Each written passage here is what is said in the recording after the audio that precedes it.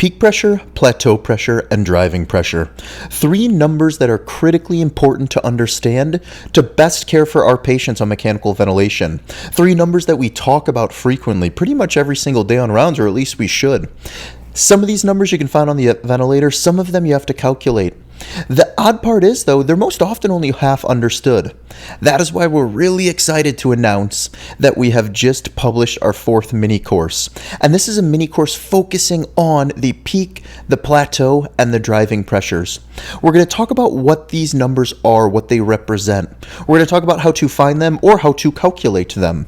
We'll then talk about, most importantly, how to interpret these numbers, how to make sure we are preventing ventilator-associated lung injury, decreasing the risk of pneumothoraces, improving the outcomes for our patients on mechanical ventilation.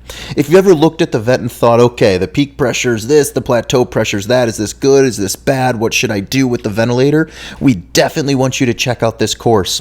The course is published on our Patreon page. We have several tiers of membership there, and the mini courses are accessible for those tiers. So today, come to our Patreon page, check out the mini course. We would love to have you. We target this mini course to be a high yield analysis and educational experience, both to prepare you for test questions, but also for the bedside management of these patients. So go to patreon.com and search WBM, Emergency Critical Care Medicine, or in this video's description, we have it linked. We hope to see you there.